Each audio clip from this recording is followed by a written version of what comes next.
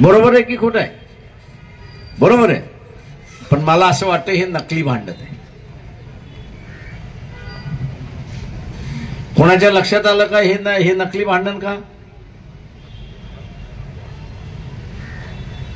भारतीय जनता पक्षाने जर ओबीसीच्या बाजूने भूमिका घेतली, ओबीसीच्या बाजूने भूमिका घेतली आणि जरांगेने जर असताना देवेंद्र फडणवीसला टार्गेट केलं तर मी समजू शकतो की हे भांडण आहे, हे भांडण आहे. पण देवेंद्र फडणवीस यांनी असताना भूमिका घेतलीच नाही, त्यांच्या पक्षाने भूमिका घेतली नाही आणि तरीही जरांगे पाटील जे आहे ते देवेंद्र फडणवीसला टार्गेट करतात आहेत. राजकारण लक्षात आलं? तुमच्या राजकारण लक्षात आलं का? दाखवायचे दात एक आणि खायचे दात वेगळे. दाखवायचे दात काय तर आम्ही असताना जरांगे पाटील देवेंद्र फडणवीसला शिव्या देतोय आणि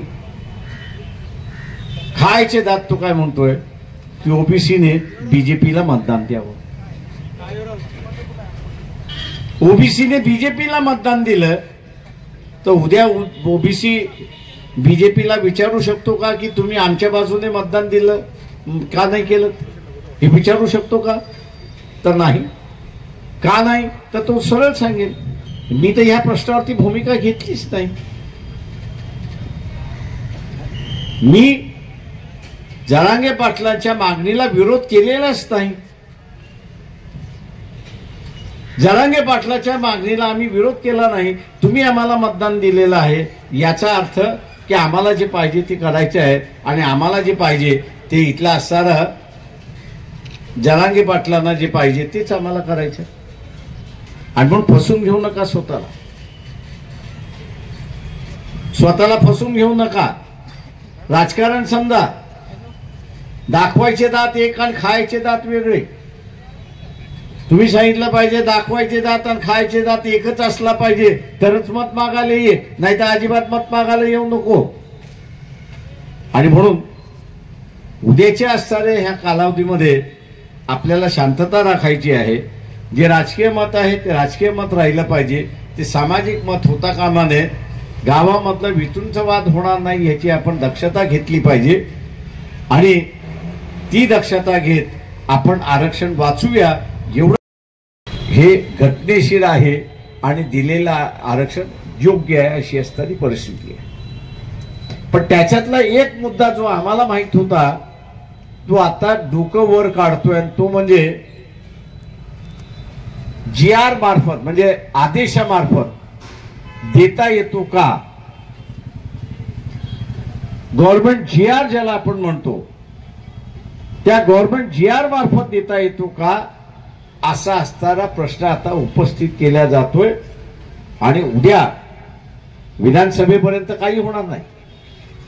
विधानसभेच्या निवडणुकीपर्यंत ओबीसीचं आरक्षण शाबूत आहे, पण विधानसभेच्या इलेक्शन संपल्यानंतर ते शाबूत आहे असं जर तुम्ही मला विचारलं तर मी म्हणेन अजिबात शाबूत नाही. ते अजिबात शाबूत नाही, अजिबात त्याला असणारं हे नाही.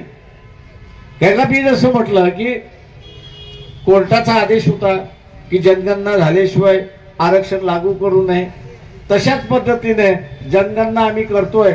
जनगणना झाली नाही आणि म्हणून यांची संख्या कळत नाही आणि म्हणून यांचं आरक्षण थांबवा, नोकरीतलं थांबवा, शिक्षणातलं थांबवा, राजकारणातलं थांबवा.